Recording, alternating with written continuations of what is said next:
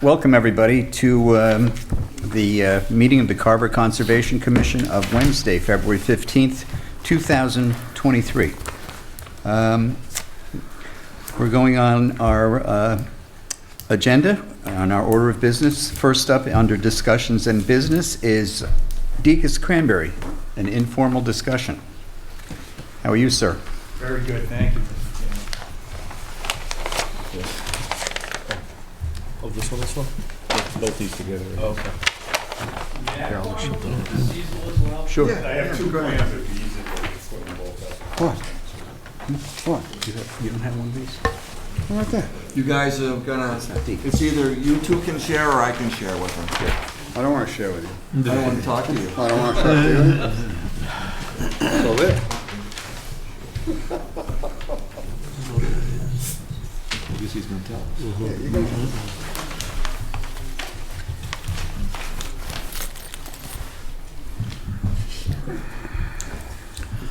Okay, my name is Bob Forbes from Zenith Consulting Engineers, and we're representing Deacon's Cranberry on this project. And you may be familiar with the very large site they have. This is an aerial photo image of what they have now.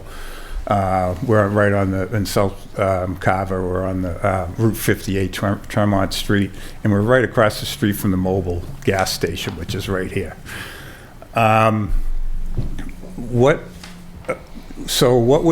they want to do is they have the need now, as you may know, it's a cranberry receiving station, and they process cranberries and they make things out of them at this current facility. Every fall, they ship enormous amounts of cranberry product off-site into freezers and cold storage. And then they have to come back and forth from the site into this. So what they would like to do is, this is a very conceptual plan at this time, again, to configure, it's almost in the same configuration as this drawing, with north up. This is Tremont Street. This is their existing building, corner of their existing building. And in this space out here, that has a small building that they don't have a need for anymore, they would like to put in a cold storage building. And the main reason it'll make them much more efficient, the process of all their processes will be much more efficient. And the real benefit, we've already met with the planning board, same thing conceptually with them, and they were excited about the fact that for 6 weeks in the fall, it will remove 40 trucks per day, 40 to 50 trucks per day off the local roads, because they won't be shipping them back and forth out to the site. They'll simply be bringing things from this building into this. So we have the reason why I'm here tonight is, number one, we just wanted to give you guys an overview of what the concept plan is at this time. But we have kind of an interesting wetland situation too, and I may need a little advice on it, to be perfectly frank. There is you can see some wetland flags on this plan here, and you can see this area down here. So that's a flagged wetland that we're not planning on being anywhere near it. We're hoping that we're going to be more than 100 feet away.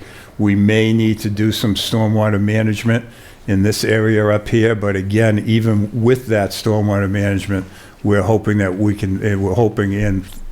we believe we can stay over 100 feet away from that wetland. What we have, the interesting thing is, and let me get the name of so we have, this is, I need my glasses. Crane Brook, which is a river. Mm-hmm. And you can see it over here, meandering through this property over here. So obviously we have the riverfront zone that would extend 200 feet off of that. We have a bordering vegetated wetland that comes right to the edge of, basically the edge of the road. The road is, you may be familiar with the fact that the road is much higher than this area, and it drops off significantly right on the edge of the road. So there's no floodplain or anything on this site. The only wetland we have on the site is this. This river, we sent a wetlands biologist out there to help us with the planning of the project, and they were asked by somebody in this facility to please leave the site immediately and not take a look at what we had out there. So our wetlands biologist did what he could from Tremont Street to see what's happening over there. And so the difficult thing for us to plan, and we wanted to see how how this commission would feel about it, is how we should contend with that riverfront area. On the plan that I gave you, this plan was done before we had the wetlands biologist go out to the site. To be super conservative, I drew a 200-foot riverfront line on here, and I literally used the opposite edge of pavement of Route 58. So the interesting part comes in, we have a state-numbered highway in between our site and the river. The wetlands biologist thinks that the bank for this river is coincident with almost what you can see on this plan as the edge. And if that's the case, we're well over 200 feet before anything we're doing on our site. But he knows, and also in Mass GIS we see a wetlands line, a BVW line that extends right to the edge of Tremont Street. So somewhere between Tremont Street and the river is the bank. And that 200-foot riverfront zone may extend onto this property. And without being able to go there and flag that bank, everything we're going to do is going to be contained on this site. We have very good soil out here, as much of Carver has. We'll be infiltrating all the runoff. There's zero chance that anything from this site will go up and over Tremont Street and get into the river. So there's no way the river could be degraded regardless of what we do here. We're going to be infiltrating all of the runoff from this, all the new pavement and roof runoff on site. So again, it's kind of an interesting wetlands situation where we're trying to avoid all impacts to wetlands, but we want to be totally upfront with this commission and let you know what we're facing, and perhaps get some advice on how we should continue to proceed, or if the commission has any problems with what we're potentially going to propose here anyway. Well, there's also some wetlands behind the Dunkin' Donuts building. Yes. The Cranebrook So- goes underneath Route 58 and goes on the north side of the Dunkin' Donuts building. So if you go up to where the northernmost building is in the center of that Yep. now go to the backyard. Yep, keep going. Right in that neck of the, nope, come forward. Right up in that neck of the woods, there's also wetlands there. Okay. And Cranebrook runs just along almost the top border of your drawing, east to west there. Yes, yeah, you're exactly right. It comes back, now I'm up on the wall. Yep. But yeah, it does that, yep. My concern's more with the setback from the Dunkin' Donuts wetlands property than it is across the street on Okay. Route 58. So this Seriously. area in here, you're Yeah. concerned with. Okay, we'll So, get but that. that's only requiring a 100-foot setback off those wetlands. No, So- Yep. on the north side of the Dunkin' is Cranebrook. Yeah, but the variance was already granted to build the Dunkin' Donuts property. We can't come down south of that and then say, no, you can't. Okay, but again, with riverfront, 200 feet, it doesn't require a Wonderful, variance. but the Dunkin' Donuts is there and the mobile station is there. And the mobile station's there. What I was going to suggest, Gary, if you could look for the file for the mobile gas station. And the Dunkin' Donuts. That would be incredible. That was want to be one of the things I Yeah, suggested. well, the Dunkin's been there a while. That building's been there a while. The mobile station's relatively new. If we could get any information on where they delineated this line, and Yeah. they probably didn't go too far beyond this, but it would certainly help us. If they had the bank way back here coincident with what you're seeing for you can see the surface of the water there, then it would lead us to believe that we're gonna have something similar as we get up into Right. Well, this while area the here. drawings will be important for you, what is important to this board is whatever precedent has been set with those other two. Yeah, right. And that will guide us as to what kind of a decision that we would be more likely to make. And even the 200 foot, they're looking at, even if we stuck them to the 200 feet, there's a very little tiny infringement in that 200 feet. Right. Exactly. And like I said, this I is mean, it's really, super small. yeah, exactly. We, And that could be a simple delineation error from where they think the riverbank is to where Well, that's why it really is. That's why the wetlands Right. drawings that exist for those other two buildings are important, because they're going to show what has to happen. Now, we may have, remember there was a woman who came in about 6 months ago, wanted to put a dog, Yes, Thing and we be- denied it because so there's a drawing she was going there. to be on the fence. She was going to be on the river, Exactly. Cranebrook. So there's a drawing that exists there, and that's behind Dunkin' Donuts in that parking lot. Yeah, there is a split So, rail fence somewhere back behind Yeah. Dunkin' Donuts. It's right on the edge of what that wetland really is back there, but I still think that I think you'd be well off it unless they clarify it The as wetland, I riverfront. believe, it's at the toe of the slope, okay, Yeah. because it's pretty steep right past Yeah. that fence. Yep. Yeah, be at the toe of the slope. okay. But I'm not convinced that that's the edge of the riverfront. I think that's the edge of the wetlands up in there, so It's it's. the bank, you yeah. know, It's two different lines. It is. You're right. It's two different lines. And obviously, this is a necessary structure. I know exactly what you're talking about. I know why Deacon's is doing this. Ocean Spray's been doing it also. That's right.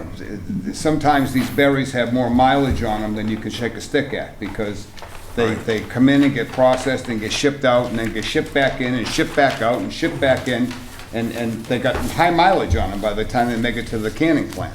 I know that happens with Ocean Spray all the time. I ran berries for years with Ocean Spray.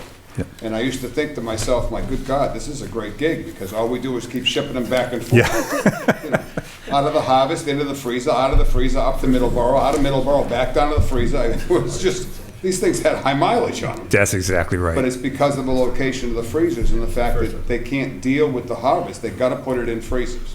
The other good news for the town of Carver is it's Got a very expensive Oh, building to have a absolutely. 100,000 square foot freezer. There's absolutely So no there'll doubt, be a great tax. Put that hat on also, Mr. Chairman.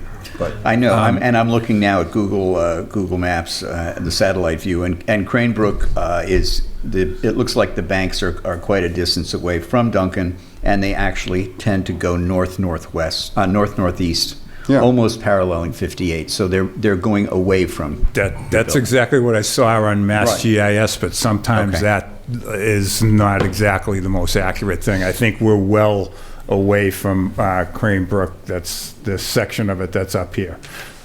We have more than the 200 feet. Just look into it. Oh, absolutely, absolutely we And if you'd will. look into that other stuff, my personal take on this thing would be, this is a welcome addition to Carver. I think that we should do everything we can within our powers to, while we don't want to circumvent the wetlands bylaws, we certainly want to give the same consideration that we've given to a lot of other places, and allow them to do what they do. Obviously, this is a lot less toxic than a gas station that has literally got buried fuel tanks, diesel included, on the edge of the riverfront. So I have a hard time justifying any kind of we don't like this comment. Even if the whole freezer melted and everything melted down, the berries are toxic. That's right. So, right. you know, we'd have a little bit of a red cleanup to do, but that's about it. So, And this is a 200-foot buffer zone, which is equal to a 100-foot buffer zone for other wetlands, so it's not a variance, it's Sure. just our permission. sure. And the fact is even where this is off, it's 35 feet off the lot line, and in fact, it's very possible he could be 100 feet off the wetlands mark from the back of Dunkin' Donuts, so that may not That's what we- require anything either. Right. We'll absolutely look into that. I think that's your Yeah. bigger question than what's across the street. Okay. No, great. That's So just my take. there is BVW over here, like I said, so we plan on being more than 100 feet away from the BVW. Again, it's hard to tell where the bank is without And that's getting the down whole there. issue. Yeah, If exactly. the- If the bank got shifted by 25 feet, you'd have nothing in the 200, That's exactly right. in essence. That's So, exactly right. I think that's definitely worth looking into. I think it's definitely worth moving forward with that plan. And we'll do the best we can by looking at whatever topography we can get to see if we can find a bank just from LiDAR topography or whatever in here. If we can see a clear delineation of where the map, where it could possibly go to. We'll be I conservative think with that's a great idea. that. Okay, great. So this kind of development, the way it may shake out is that it's not even within our purview anyway. It could be. Possible. possible. Possibly, but even if it's not, this is the kind of development that should be encouraged more because of the time and Sure. forethought that you're taking with understanding the conservation considerations. And I personally appreciate that. But the other is the fact that you're potentially creating what sounds like a space that's much more efficient and one where you're actually creating less traffic and burning less fuel and so forth along the way. So it's, for a lot of reasons, it's something that, whether this case is in our purview or not, is one that, we could do something to show some level of support as well. Absolutely. Great. Regardless of the truck traffic reduction. Well, I'm looking at, and, it looks as though there are some loading docks on the side facing 58 plus Yeah. parking and pavement, so it most likely would be within our purview, part but of it. it's very Maybe not finicky. the building, but. It's very finicky how you have to load a freezer. Those, I know. No, but I'm So, saying, you know. what, Dan's alluding to, the building may be outside of the 200 feet. Well, it could be. But the parking lot probably would not be, so we Okay. still have to rule. But you're gonna have to allow the parking lot to be No, I know, I'm not asphalt. saying that. I'm just saying that we're probably going to have to rule on this anyway, even if they're able to move the building, or if it doesn't. I can't imagine that the parking lot, as close as it is to 58, is going to be more than 100 feet away from the BVW that borders 58 on the other But we side. put a gas station literally on the riverbank I know, and that's- asphalted the whole property. That's why I'm looking for. I guess what I'm getting is I'm hoping that part of this is within our purview, just so that there's something Oh, on yeah. the record Yes. from us, so that And we you said the can. planning you'll board get your was wish. positive Yeah, toward this? so, Very. They were excellent. They That's good. really encouraged us to move forward with it. There will be something that we actually, we will be coming back here, filing a notice of intent, or at least an RDA, because they've asked us to add quite a bit of vegetation in here as a screen to the building. So that will be within 100 feet of the wetlands. So we're doing some plantings. And Mr. Chairman, your observation is excellent on the parking area. There are all of the loading docks are way back here. There's zoning requirements for windows or things that look okay. like windows in the front of the building, so that's what you're seeing. You Okay, don't see that's- too many windows in a freezer. No, exactly. You can't have them. You can't have them. They're They don't fake really work window. too well. But there's requirements for breaking up that big, large facade that faces the road. At first glance, they look like They loading do. docks. This is just that's like, what I wow, saw. I'm looking at them right Okay, now. now that I'm looking at it more closely. I It do- He's Additionally- retired, he doesn't know nothing about it. Additionally, we did discuss these parking spaces, and there's no employees being added here. And you can see this huge field of parking, so the planning board asked us to do a analysis on whether or not we have more parking, which I think we do here, than is necessary. And if that's the case, we'll be slicing off 20 feet of that parking as well, and not having any parking. You in still that have area, trailers so- staged down there though, right? You got trailers parked all over the place down there. Yeah, you can see them So- here, you can see them, they're all Right. over. So these obviously will be removed because there's going to be a building over that. That's about where the Right. loading area is, so, yeah. This is, I see it as a win-win for the town. But I wear several hats, and this is exactly what we're very pleased to see from a growth standpoint. And then anything that the Conservation Commission can do to make this palatable and work, I think is also our obligation. I sometimes am at odds with some of my fellow conservation members, but that's my take on it. It's a delicate balance sometimes, Understood. you know? Understood. Well, I think that, I think with the other buildings that have been built, there's information that is available. We will through collect the it. Conservation agent that is going to be helpful in you getting your exact lines Yep. and coming back to us. Excellent. Thank you very much. And regardless, even if we don't end up having to file with you, I'll probably make a trip back here and just let you know what's going on and why we're not That'd filing. be great. No, that'd be great. Appreciate No, that. that's Yeah. great. You know? Okay. All right. While we can't guarantee an approval, I certainly think that this is the right stuff in that area. Great. And I think it benefits the town, so I really do believe, I see a win-win-win for everybody. Great. Thank you. I really That's just my appreciate it. take on it. Unless you do something really crazy, I don't see it being a big deal.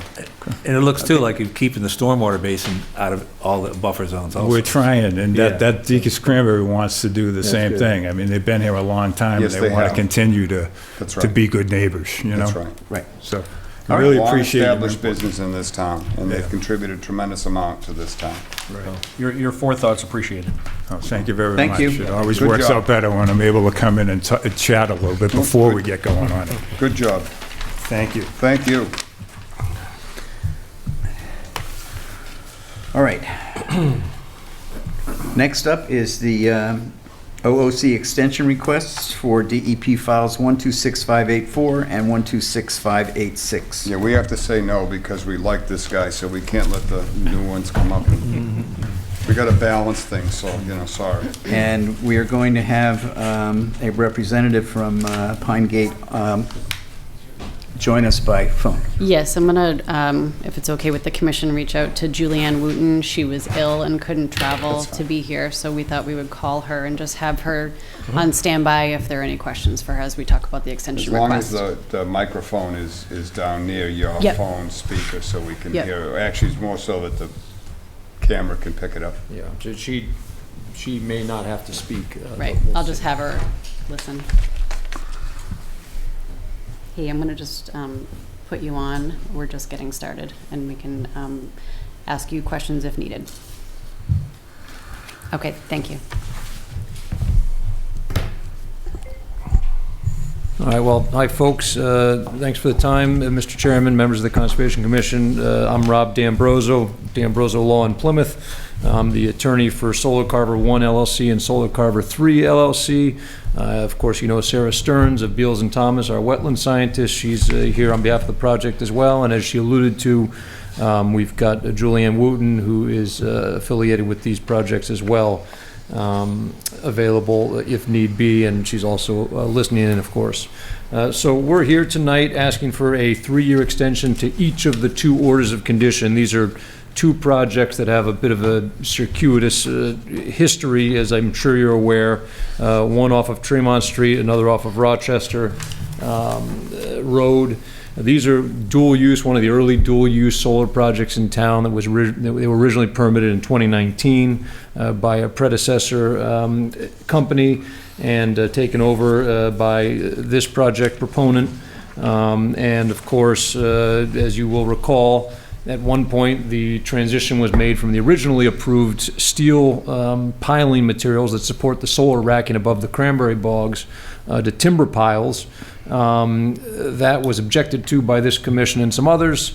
The Pine Gate, which is the parent entity of these 2 projects, promptly came before this commission, the planning board, and other town bodies, and really kind of threw itself at your mercy, and subject to an enforcement order that was kind of agreed upon, mutually agreeable, removed the timber piles and conducted extensive testing relative to their impacts, if any, and I think it's safe to conclude that there weren't any adverse impacts, ecologically speaking or environmentally speaking.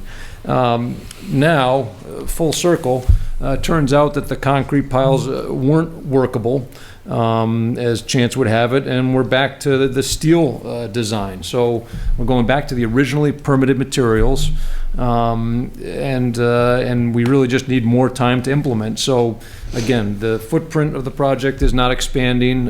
Certainly no more detrimental effect or change in terms of wetland or resource area impact. We simply need some more time here, given sort of how longer everything's taken than we'd hoped in these projects. But again, we hope this is a benign request, because we're really going back to the material that everyone favored and seemed to be perfectly fine with originally. We've come full circle on this one, and we just like some more time. So these two orders of condition will lapse on October 29th and 30th of this year. Just out of an abundance of caution, we'd like 3 more years to make sure we've got plenty of time to see this project through, do it the right way, and do it in a proper staged fashion with no rush and no issues. So I can give you more information, but again, that's an overview, and there frankly isn't a whole lot to it other than what I stated, but happy to field any questions or concerns.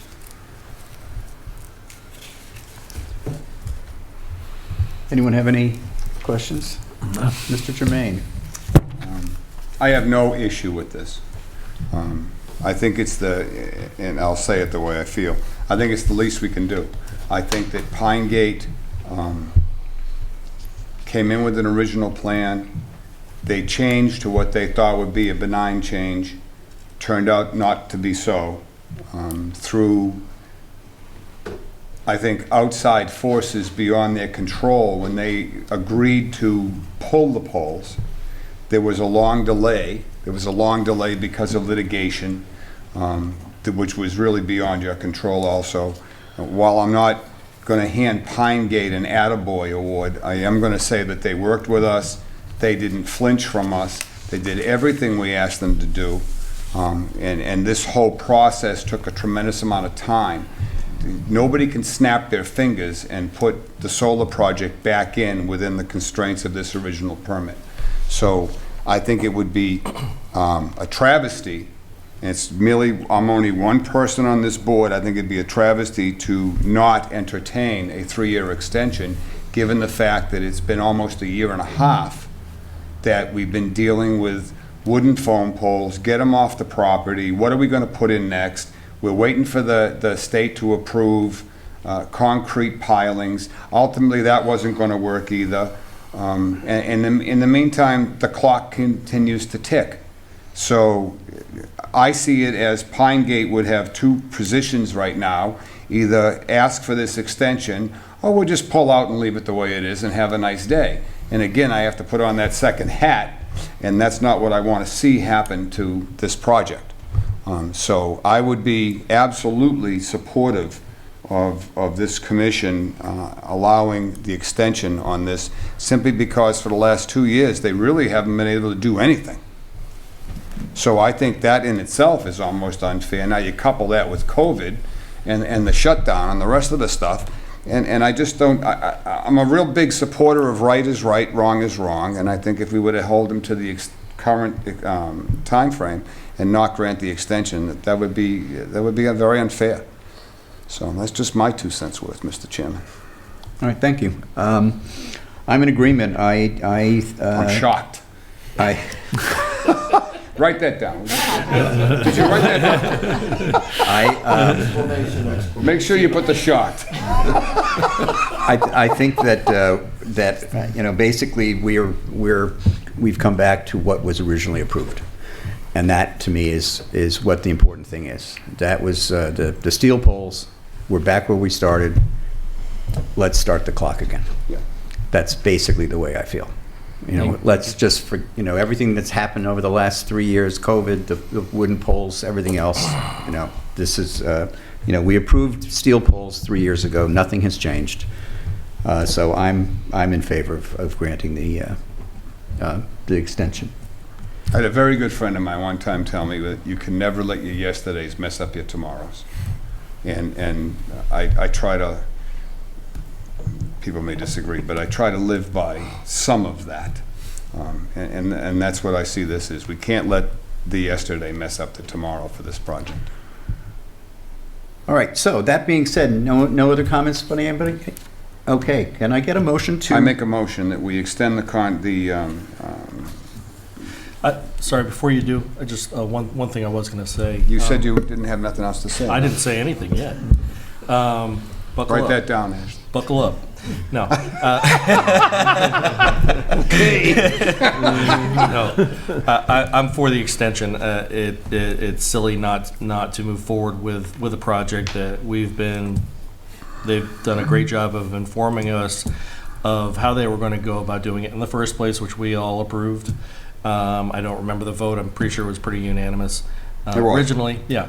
And the other piece to this, this project got slowed down due to many uninformed peripheral influences, and which, I'm sorry to see that happen. I think that there are pros and cons to all kinds of green technology.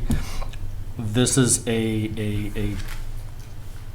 going to be a study into what's possible with dual use solar, and before we or any other body, as long as the apparatus is installed in a way that falls under our bylaws and is done in an appropriate way, I have no problem with that. What I think there's a lot of fear when things are new.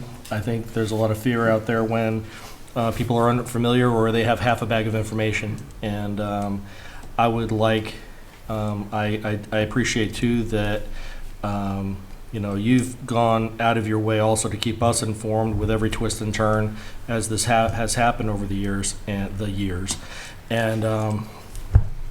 I think that there are many other projects, solar, perhaps down the road geothermal, other technologies that exist that we need to explore, and to as long as they're done in an appropriate fashion and there's a lot of forethought in how it applies to where it's going to go, we need to be the informed body that we are and continue with that, and that's all I really wanted to say about that, just because I know that as again I say peripheral influences, but besides that there are people that aren't sure or don't know, and I want people to understand that I have all the same concerns that anybody else would have living in this town.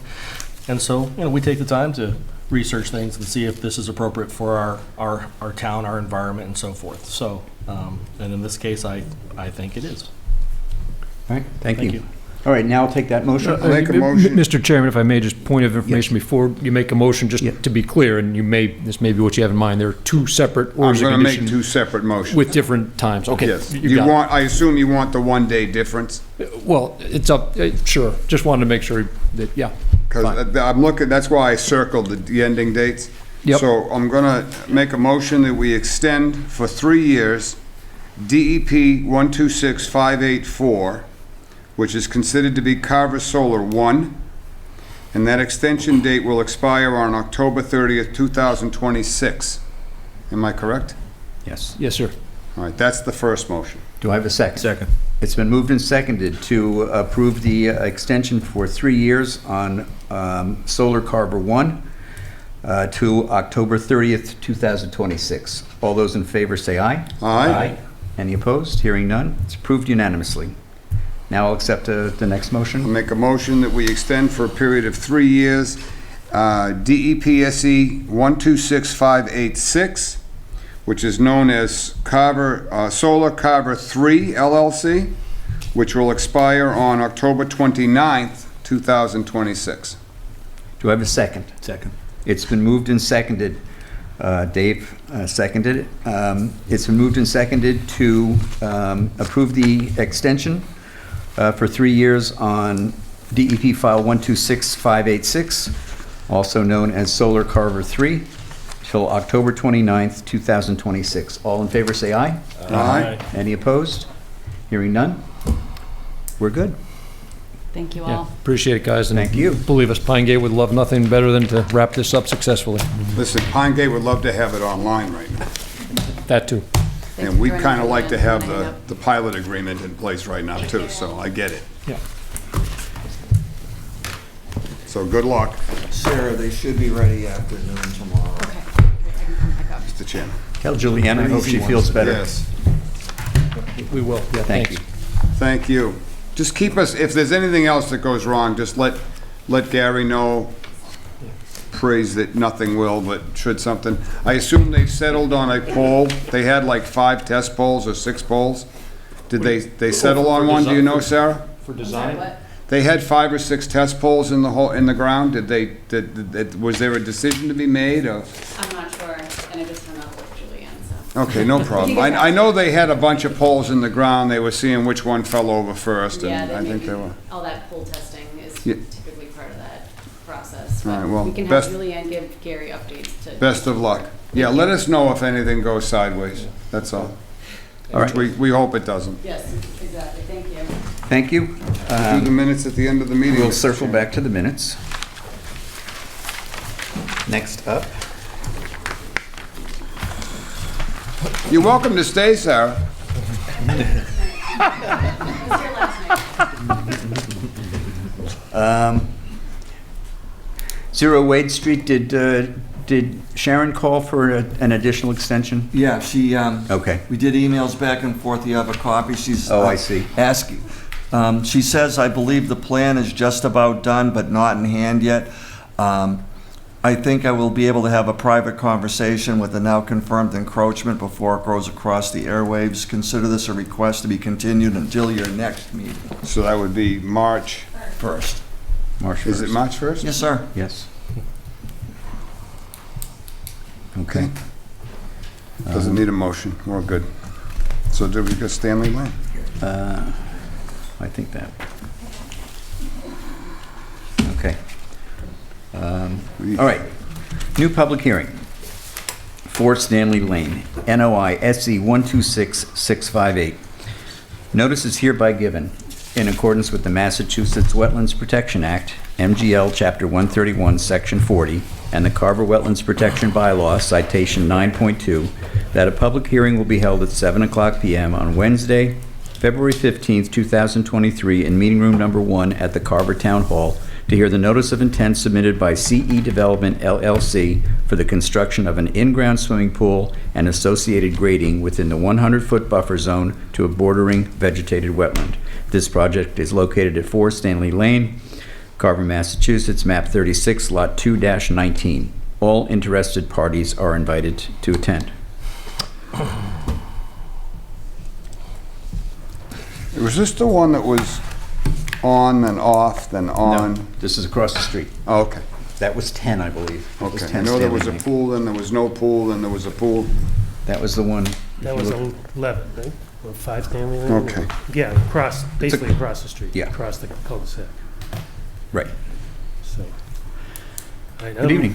Good evening. I'm Greg Drake from Outback Engineering, representing CE Development. This project at 4 Stanley Lane, the building is under construction already. All the stuff was outside, the building, the septic and everything was outside the buffer zone. And then the prospective buyer requested that they add a pool to the project, and that's why we're here to present that, because that ends up being inside the buffer of the wetland on the site. So, in the proposal, the pool right now is located right behind the building, close proximity, almost centered with the house. In this current location, it seemed that it had the best fit and also did the least amount of disturbance compared to other areas that we looked at. One area was trying to center it over in here, twisting it and turning in here, but that ended up being a lot more disturbance in the buffer zone, and also because of the septic system pushed it down there. We also looked at switching it to this way configuration, but in that case, it's this big knoll in the back up here and where the well is too. So it interfered with the well, and then there would be a lot more grading and disturbance both on the upland side as well as in the wetland. And so in the end, we came up, is this the best location that would, the least amount of disturbance and also work within the site? Pool equipment's gonna be off over in this area, so there's some bigger area in that space. But I'll open it up to questions you may have. So, I'm sorry, Mr. Chairman. you'd have a difficult time kicking that pool 20 feet or so to the, looks like the northwest, to line up with the proposed sun deck, the pad. So if you brought that out straight, No, I meant pushing it, turning it this way. I wouldn't turn it, just kick it to the left a little bit. That wouldn't be a problem. That, right That now would get it's- the entire pool out of the 100 and would leave some patio in the 100. Yeah, and So- some grading, yeah. And a little bit of grading. And I don't see any other alternative. I mean, it doesn't need a variance, but it would get it would get the pool itself out, you know what I mean? Yeah, that's, we were Bring there this over today, and here. that's exactly what we were talking about. So that would bring the pool out and Yep. leave a little tiny bit of the patio in, throw some wetland signs up on there and Yep. let the grading happen where it happens. Right. That was, you know, And he didn't call me ahead of the meeting and tell me this either. I don't. Do you by any chance have the original plan for this house, No. this lot? All right, then I don't remember the original plan for this house. I agree with Mr. Germain that we should move that pool so that the pool itself is outside the 100, moving the patio with it, so just that Little corner. northeast corner of the surround is within the 100 feet, but the entire 18 by 36 pool is right at the 100-foot mark. My question, and I don't remember, is the proposed tree line to the east of the pool that extends now to the property line, is that a new proposed tree line? You mean over here? Yes. The one on the 65? Yes. Yeah, that's new proposed, yes. All right. So, and that's something, I believe that the homeowner obviously likes the bigger backyard, but that's something, you know, obviously you can't change much here, but you could probably cut that way. That's what we were thinking, you know. The that's tree what we- line's a great idea, though. Put it right on the 65. It delineates the 65. Gives the backyard some privacy. Keeps you from playing in the 65. And No. it's a natural buffer with a root. I'm saying move the tree line out to the 100. Well, I wouldn't do that to him. I wouldn't do that to him. Because we were looking at even having them put retaining walls in. Is it that big? I didn't go see the site. There's So- a There's a lot of grading, there's a There's big a lot of grade, grade. huge grade. it- What are you planning on grading it with? You're gonna grade this with plantings? You're gonna grade this with wood chips? You're gonna grade that, what are you gonna stabilize that? Right now, it's loam and seed, but I'm certainly, they're open to, you know, we could do like we did on Lot 7A that we proposed, putting in, you know, native plantings and, you know, low bush You blueberry. guys and- saw it, I didn't. I'm So, we looking certainly can at stabilize it gradation that way. lines, but, you know, you saw it, so you Well, get a better one- look at one what thing it in- was. Yeah, in regards to grading, you know, I'm looking at the differential, and I would actually challenge the where that well was. That's a lot higher than the proposed pad. I mean, as I'm looking at this, as if it were a topographical map, the differential was well over 10 feet. and Yeah, I'm but they're looking at- talking about a manhole, Yeah, so they're gonna, it'll be at grade, but the well won't be. It'll be in but the but hole. what they're gonna have to do to adjust the grade to achieve the tree line that they're talking about, that I think they're gonna have to take away, to achieve that grading, they're gonna have to take away quite a few trees, that tree line to get to that. Well, I'm sorry. And I- a significant amount of wasn't fill, out there. too. You're gonna need a significant amount of fill, and, you know, you're creating a very significant grade, I mean, not that it matters to us, but you're creating a significant grade, into the downstairs, the way. Well, you seem the way- to be only talking like 138 feet to 104. You're talking about a 8-foot grade, an 8-foot slope. I don't think those contours are right. I don't think they're right at No, all. it had to be 12 or 14 feet. Easy. It was tall, it was. Really? Oh, yeah. Okay. If you That- stood that's- there, you still that's what saw I'm- dirt. You know what I mean? But So that- Yeah, Okay. they had to play Billy Goat. Maybe what we're looking at here is what they hope to achieve, but they're gonna have to take a lot. Is this what your finished plan is, or is this what is existing right now? This is the finished plan. Yeah. Yeah. All right, That- so that you're I changing believe. to get these contours. These contour lines are not what currently exists. This is what you hope to achieve. Yeah, this is what we're. Right now, just to give you sort of an idea of what we saw here today, on the east side of the proposed sun deck, there Yeah. are a couple of boulders holding back the embankment from the east side. You know how they use those big boulders like Yeah, a yeah, retaining yeah. wall? Okay. We have the So, best but boulders here, base. this drawing Really? shows that as being flat. There's no elevation change around the pool. So you're doing an extensive amount of regrading and stabilizing in that whole area to get what you need to get for the pool area. You're bringing the grade down along the whole back of the house, correct? Instead of, you're Yeah, not, because you're walking out of the basement, yeah. Right. yeah, because there's a walkout slider there. If you hope to achieve what you've got here, you're going to be grading from inside the 65 to get where you want it to go. And that's a no-touch Yeah. we're before trying you to avoid before you get into the project. Yeah. So So what are you asking about the tree line? that's what I'm saying. What are you saying, Here- to bring this it is- along the 100? I'm sorry. Yeah. No, that's okay. Do we have the original? No. Just so we can see a differential of what we're looking at. I didn't have a chance to go digging for Okay. it. Like this. From here, from the top of this bankment to here, it's 110 feet along. Okay. It's half a football field. Okay.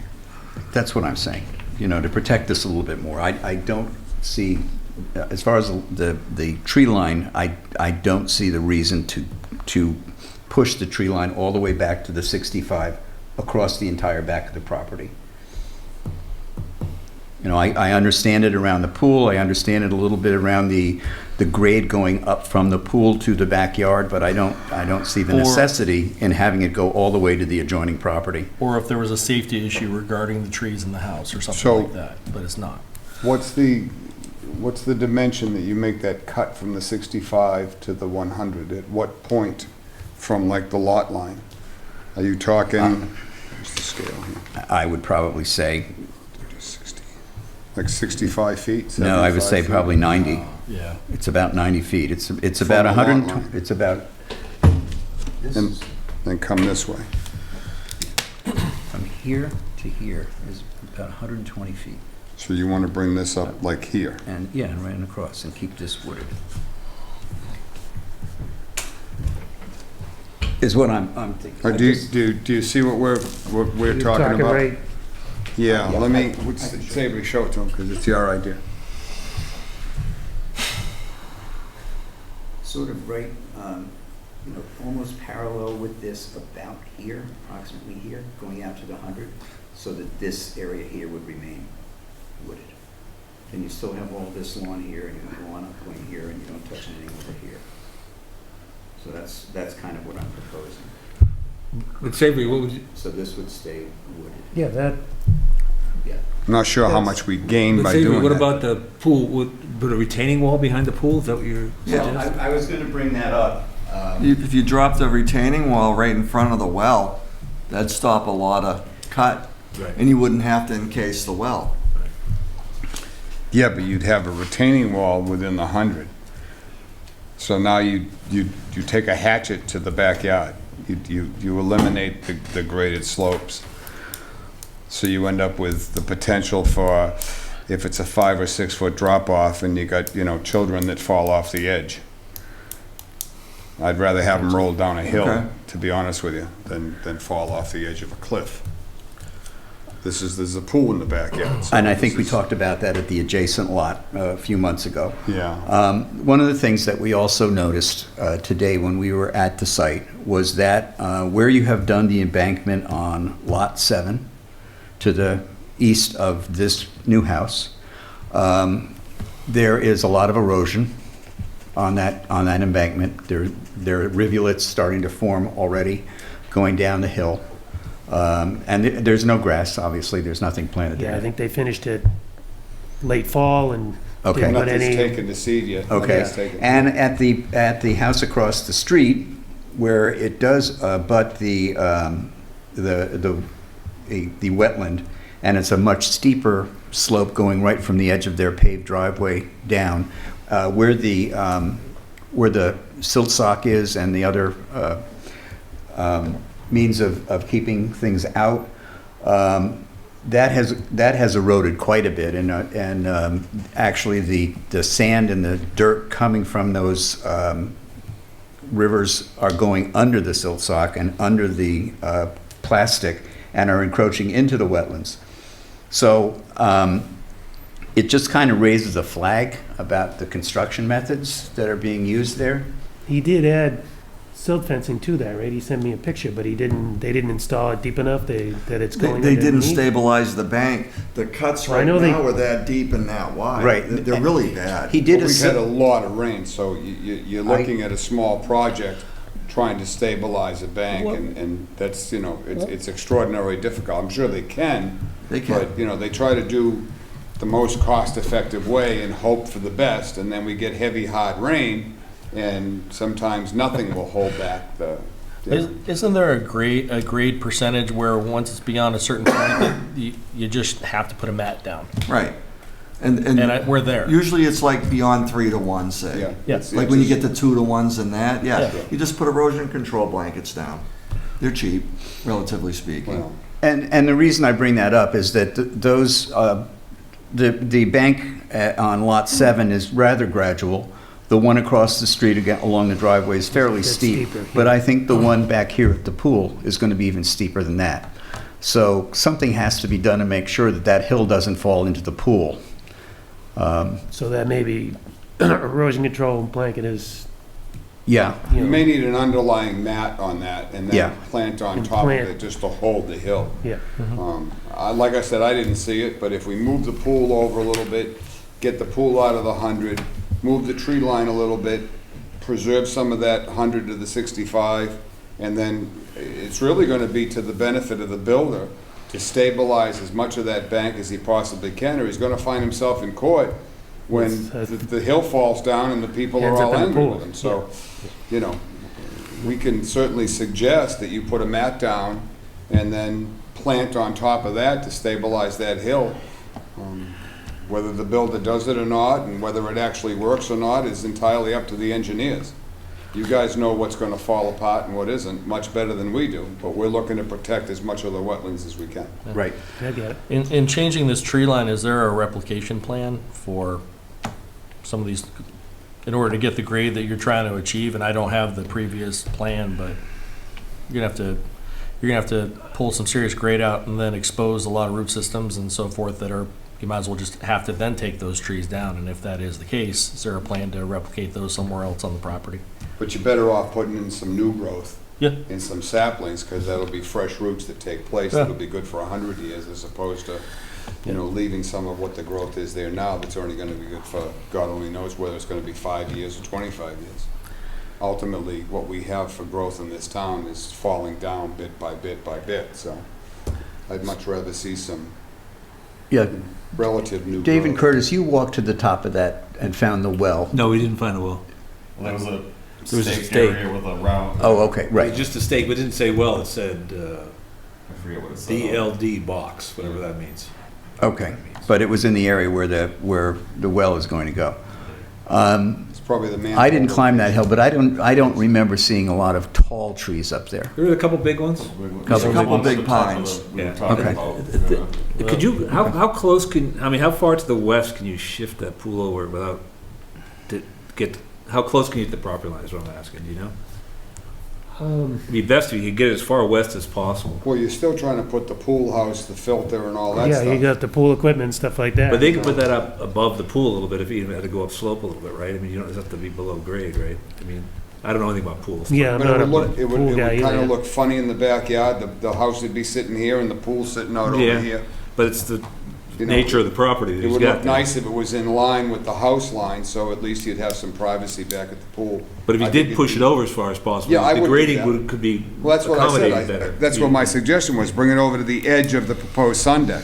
So that's what we So thought we move were the out there. entire Yeah. project over to so it's a straight line. Yeah. Yeah. And then whatever ends up in the 100, which could be, only a couple of feet, that's okay. But the pool's out of the 100. You- And then move the tree line a little bit on that northeast side, or on that east side rather of the property, to like Savory suggested, and then stabilize the bank. You know, there's all kinds of stuff that'll stabilize the bank. I mean, there's mats and there's trees and there's plantings and, you know, all that. You're not gonna put grass there because you're not gonna Yeah, mow it. I So you're gonna put understand something that. in there that's gonna stabilize that bank. And it still makes the well accessible. So it really works, the whole plan works as a package. I would still like to see the pool as far as west as possible. So you get I a- agree, but I think it needs to be, you still gotta protect some of the valuation of the entire property, so you can't stick the pool out like a sore thumb as after the fact, when all we end up saving by doing that is a couple of feet in the 100. I think that the solution is getting the pool itself out of the 100, and then we only have to deal with what's gonna be about a 3-foot patio around that corner, and most likely cement, and that's only gonna encroach a little tiny bit in the 100, doesn't need a variance. And I think it still preserves the valuation of the property, the protection of the homeowner by having the pool look like it kind of belongs there. Right. As opposed to it being stuck out like a sore thumb someplace that, you know, what did I do this for? I think what Dave's saying is the farther west that Sure. pool goes, the The grade will less, be more, you can accommodate. the less a the little bit. grade will be. And I agree with Yeah. that. Yeah. Okay, but again, there's also, you know, you're in a pool, you want a little bit of privacy. You Yeah, don't want- I'd like to see it in line with the sun deck. I Okay. think that's fair. I don't have a scale in front of me here, but I'm betting that that's I don't know, it's about a 20-foot kick to the left. Do you agree with that? No, it's not 20, even 25? that Not many. even. 12 It's to like 15 feet. 15. Feel like the- 15. okay. It's probably 15. So it'll still pull the corner of that pool out of the 100. Yeah. So the water of the pool won't be in the 100. Right. And I assume it's a 3-foot patio, usually It's typically 4 around the foot. backside. Well, it could be 3 foot, but I think it's So, 4 foot. you know, you're talking about 3 or 4 feet into the 100. And it still looks nice, it looks like it belongs there, it doesn't look like an afterthought. Yeah, it's more like 10 feet pushing it to the, So that's, I mean, that would just simply be my suggestion. It certainly is up to this board how they want to vote that, but. all right. So- Well, so I think obviously, we need to see another drawing. Right. We need to see a new drawing, so we'll need to continue Yeah, I hate to this. continue this on you, but we'd like to see these changes put into a drawing. Before you Could do could any. we see Yeah. that in concert with the original so we can see the I'll, differentials? yeah, I'll try and dig it up. Okay. Yeah, Do you have the original plan The original plan, for this house? for the home. Without any pool? yeah, there would be, yeah, because it would be what has been submitted to, you know, Board of Health and. Okay, if and- you can find that, Gary, Yeah, I if you can- can't, I can you can get reach that out from and get a Kevin. copy? Yeah, we can. One thing too on this plan, Now, since that may that's, have a little bit different house on it. that's okay. That's all right. you know, We're looking for the grades. It's the Yeah. grade issue. Existing yeah. topo. Yeah. One thing, change if the well's not in yet, change that to proposed well, okay? Okay. Yeah, it says I thought they existing. It said says it was existing. in, they told me, but I They- guess We didn't No, see you it guys up there. didn't see it. These then guys looked. Unless the real hard. guy, It's there's a bunch state. of junk They like could pushed be over on it. covered It could be by, buried. I I don't know. wouldn't think they'd cover it. I don't think they would either. I didn't know, I didn't think so So either. I will double check Yeah, with just them. have them check proposed. Yeah, There it is. otherwise we'll put it. Yeah. With that, as you're making your checklist too, just, you know, The as house they're, is going in, it ought to already be in place. Well, we no? thought the The well house is Uh, already sidings on. they it. may, Well, they then may it's have gotta been be a doing well. some surprising things, They but one couldn't thing that find is it. not a surprise is that I'll bet you it's there. there's It could trash be. everywhere. Like, Again? Yeah, on this still- one again, across the or street, still, it's like, still? it's a neighborhood thing. Yeah. Yeah. There's like three, 7 had a bunch, this one had a bunch, 5 across the street had a bunch. yeah, right where, it's, a lot of it was on 7 again, right where the grade goes So it's down all and then blowing hits. in there, they're just I not know cleaning up. what everybody eats, I know what everybody smokes. So, yeah. I ain't touching that.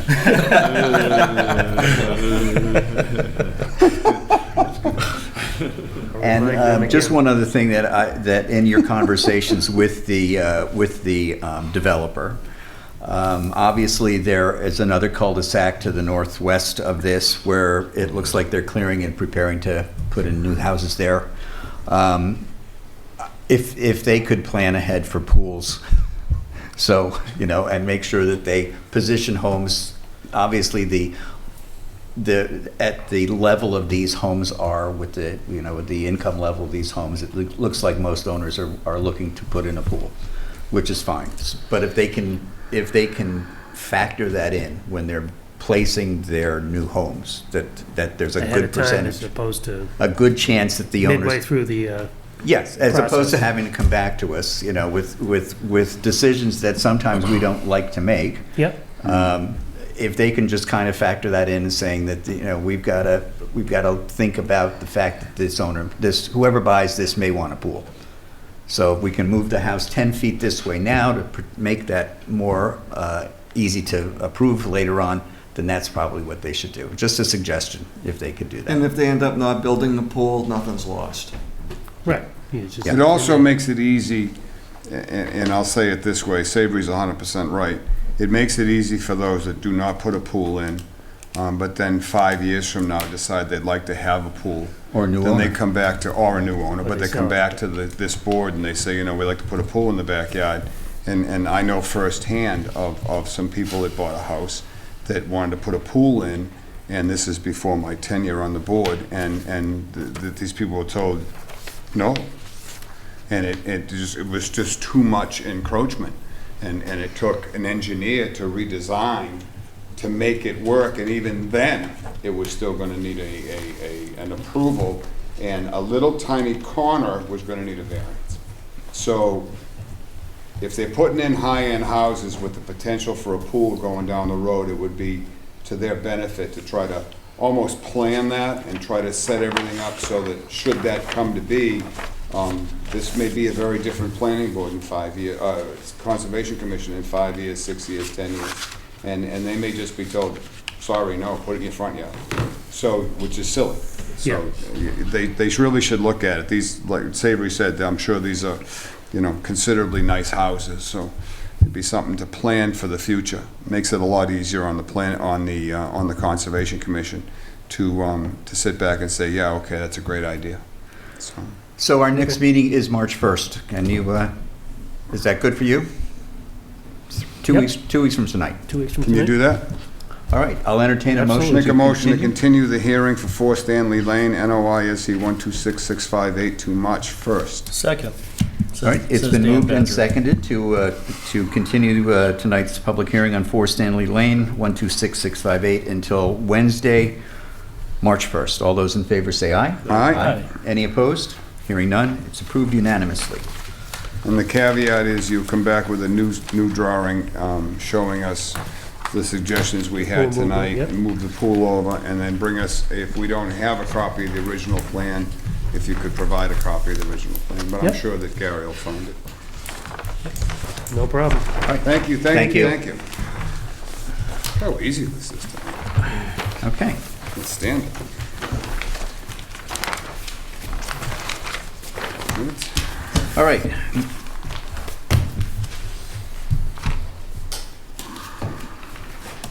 Minutes for February 1st. I honestly have not had a chance to read them. I'll put them off till the next meeting. I do.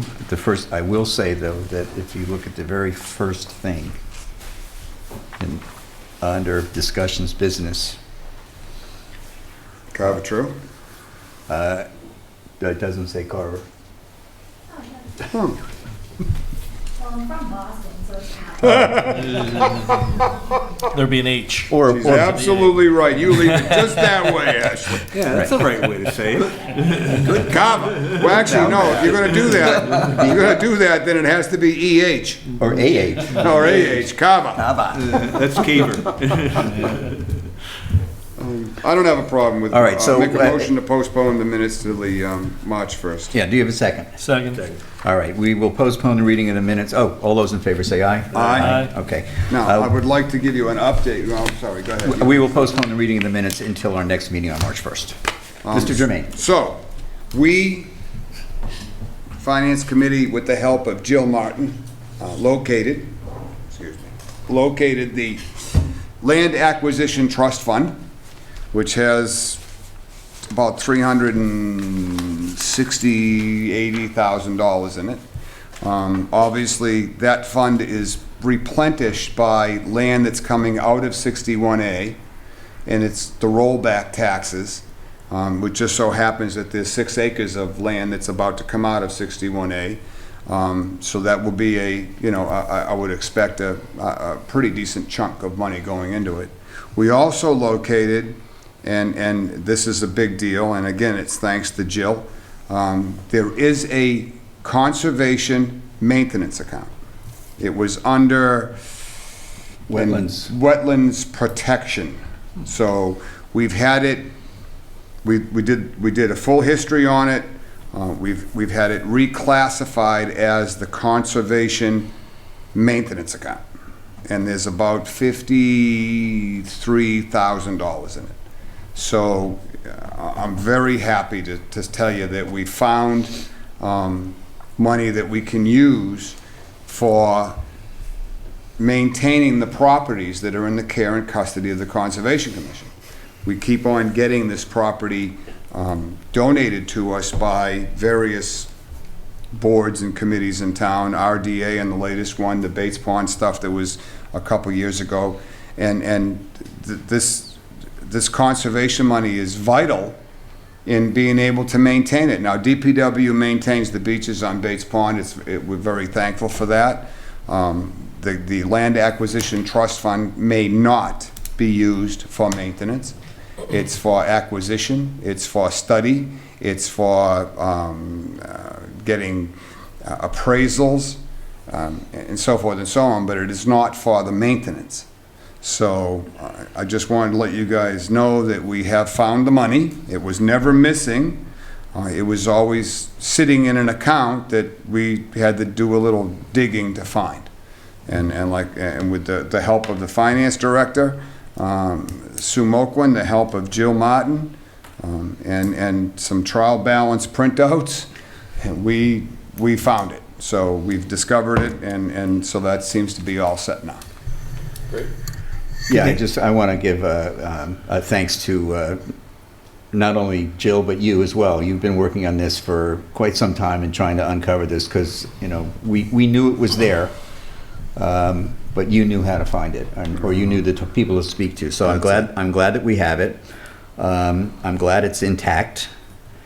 And I think now that we know it's there, we can come up with a couple of plans to, start maintaining some of our properties more than we have been used to, and more than on just a voluntary basis. Yes. We have a little bit of money to have things done at our properties. And just so you also know that when I went looking for these numbers, and I started knocking on doors, and Laura Petting was instrumental also. There isn't a door that I knock on in this town hall that they don't bend over backwards when I have a request. When I say, listen, I'm really looking for this, can you help me? They'd be happy to. I spent an hour with the town clerk today looking at some 2012 and 13 minutes. And she was exceptional in saying, here's the file, have a seat, dig through. So we really are, and I really hate to see the disparity sometimes come out on social media, but we have some exceptional people that work in town hall, and they truly are working to the benefit of the residents of town hall. At least I've never had any one of them in any department ever say to me, I can't help you, come back next week, I'm too busy right now. They said, what do you need? Let me get it for you. And can you get, if they're busy, they say, can I get it for you tomorrow? Or can I, is there a rush? And sometimes it's, I need this right away as soon as you can. Other times it's, yeah, take your time. It's a couple of weeks, no big deal. But so we are extraordinarily lucky that we have the caliber of employees, and I hate to use that word because we've become friends with a lot of them, but we have the caliber of employees in this town that literally bend over backwards to help these committees, these boards. Co-workers. That's exactly a good name for them, as co-workers. I say in the annual statement for FinCom that the people in this building make us look good, make FinCom look good, because they do all the hard work. We just compile the information. This guy here is working extraordinarily diligently, and I'm very happy to have you on the town payroll and have you as a member of this team. We loved Brooke. We think that you're doing a fabulous job. I spoke with her recently, and she sang praises for you. Because I said to her right off the bat, I said, I don't care who's coming here, I'm not letting you go. And she just kind of laughed and says, you will like him, he's good. And that has proven to be the case. Well, thanks. So we're very happy to have you here. We're very lucky to have you here. I think planning is very fortunate to have a man of the caliber of Tom Bott. I think the 3 girls that work in the planning department do an exceptional job. And I really can't say enough about anybody else that works in the building. They all do fantastic work. So we're so unlike a lot of cities and towns. And I have a lot of friends of mine that are in other towns and other departments, and they say, good God, I don't know how you get this stuff done. We have to kick and scream and shoot and holler and everything else to get anything done. And we don't have that here, so we're very fortunate. I got a couple quick things. Yes, go All right right. ahead, sir. That $700 that Sarah Hewens wanted for, help us pay for some maintenance equipment, remember can we, what you guys figure out if you want to do it, but that can come out of that wetlands maintenance fund, right? Absolutely it can. Yes, it can. That's what So it's do you want there me to for. tell her?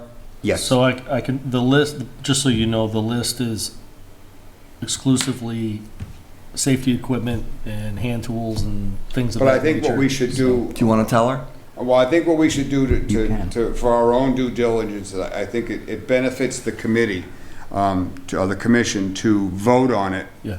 And then pass off the vote as this was voted to be paid. Sure. Because what you'll encounter is, well, did they sign off on it? Well, that's why I'm asking. Yeah. Right, I would have her, she doesn't have to come in front of us, but I No. would have her do a written request. Okay. And itemize what it is that Yep. that's She money's can gonna send pay you for. an email. All right, I'll do Yeah. it for discussion then if she does it for next meeting, say. That way, That's fine. that way it's Right, ratified. but, yeah, but she doesn't have to appear. No, I'll tell her that. Just I send get an it. email, but itemize and with the total Sure. at the This bottom. just makes it transparent, No. so that everybody sees exactly what's I going on. totally get it. And the second thing is, on the conservation website, Jen Mueller set up for us, and I gave her the information. Every time an NOI or RDA or whatever comes up, we're going to post the filing and the plan, Nice. just like planning does. So if anyone, Okay. in the town wants to see it, or you folks want to see them, you can. Great. So for March 1st, they're already posted. Oh, wow, good. We're also working through the town clerk, and this is just a side note. Carver came before FinCom on Monday night, and one of the things that we think that ARPA funds are going to be available for is that to do further digitation of the documentation. So we have more information on the website. We have more records on the website. We have more stuff that's electronic, which will simplify, greatly simplify the public records requests, because you don't really need to make them. You just go right on the website and boom, here it is. And it's the same thing you'd get if you made the request and got it in paper. So she's working diligently with that. There is some, she believes that there's some ARPA funding coming for that to do some upgrades. The town is also looking at an upgrade to the SoftWrite system to get into a more modernized version of the SoftWrite, which will simplify every department, tie them together. So there's a lot happening technology-wise moving forward that's going to ultimately benefit. It's going to benefit Concom, it's going to benefit ZBA, it's going to benefit the planning board and all of the permitting processes. So, there's just some exciting stuff coming, and it's even better if we can get the federal government to cough up a few bucks. One of the things, just to piggyback on these different ways of funding projects and so forth, I've worked with Sarah a little bit. I'm doing some grant research on my own as well that I'll eventually report to this body, but I'm a big fan of having some type of balance of still encouraging volunteer-driven projects. I think we're likely to get the equipment and the safety equipment, and myself and in concert with Audubon Society, we're doing some actual education programs on how to maintain trails. So we'll do some free workshops to, parents want to bring their kids, adults, people from some of the local trade schools want to learn how to actually use some of the equipment in the field. This is how you go about doing it and so forth. So we're kind of kicking that stuff off. But we also want you to have enough of a slush account that you can buy them lunch. And Yeah. it's great to have the volunteers, and everybody says, well, let's, buy 15 pizzas. Well, 15 pizzas is $250, and if there's not an account to pull that money out of, then you've got the sponsor of the project, or you've got people that are the adults of the project working on it that are coughing it up out of their pocket. Well- You know, it was brought up by Recreation the other night that they spend a lot of money out of their own pocket, and they get reimbursed. But what the little caveat is that because it's a municipality, the town cannot pay sales tax. Yeah. So they get reimbursed less the sales tax. So if they buy something for $100, they eat the $6.25, because we can't give them back the $6.25 in sales tax. Well, It's picky unit, it's minor, but it can add up over the course of a year, so this fund is for that. Yeah, one of the other reasons I kind of look at certain grants too, so that it doesn't come out of these particular kind of funds, is so that we can have, say, volunteer T-shirts. I can't tell you the things I've done in my life for a free T-shirt, but just so that when people do participate in these programs, they can take a little sense of pride and be able to show off that they were out in the field doing the work, and And we have a local company here that'd be happy to print stickers. They just bought an embroidery machine. They do laser etching and so forth and so on, and it keeps the money in town. So, So I think Alan, can that acquisition fund, that money be in there, be used for like planning, for instance, on 44 Lakeview Street, of getting the architect or whoever to write it, but it can't be used for that at all, just the no, acquisition? it can't be used to add on to the building. It was only there to buy the property. And it could have been used for the legal fees, and it could have been used for the appraisals. It could have been used for inspections. At the time. And the cost associated with the purchase. Before purchase, right? Right, but it can't be used. Before with, and you know, during. We Title- can't put a second floor on the building and use the land acquisition trust fund to pay for it. So we can use it to pay the surveyor who's surveying this Right, property? right. But we Title, can't- title search, things like that. Right. But we can't use it After to the fact. renovate the property. Right, I got you. Unfortunately. when the timing is appropriate, when we get this joint committee put together, I think there should be some level of where this body, we discuss some options as to how to potentially develop that house for the Yep. purposes that we've talked about, that line up with our mission, and then share that with our the partners, whoever they may be. I'm looking forward to letting them know that there are a lot of resources out there that I'm happy to say we don't need to touch these funds, because these funds are going to be needed for other things down the road. Right, and these funds are being added to. Yeah. The other thing with what you just said, Dan, is that we're looking into, I actually have asked the town administrator, he's a little busy right now with budget season, but I've asked him to check in through council, is there a percentage of work, a percentage of programs that are acceptable for that conservation land? Does it have to be 100% conservation? Or can it be 50% conservation, and can we rent it out to pick a group, the flower group, that's not necessarily conservation but can make use of that land, provided, is it like our grant program? The predominant use is conservation. Is there a percentage? And he's looking into all of that. So Sarah the- Hewins may know the answer to that, because I think she would have helped draft the legislation. So there are similar organizations that I work with in a lot of different capacities, whether it be the I'll reach Sierra out to Club Sarah. or Audubon Society or different groups, and so who I do staff training for. And if it is in the area of outdoor education, it doesn't have to be specifically conservation. Conservation is part of outdoor education. And we've always said that we want this to cater to a lot of a vast demographic. So if in the conversation of how to build your new hot rod, we talk about the spotted turtle, we're okay? No, that's not what I'm saying. Don't run over any No, spotted turtles? But Now I we're tell back you, to but building.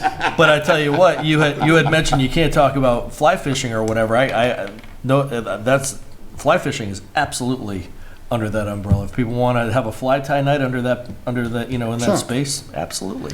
I see, I've had people mention that, there seems to be a lot of interest now because of recreation involving CPC funds to put the pickleball court in.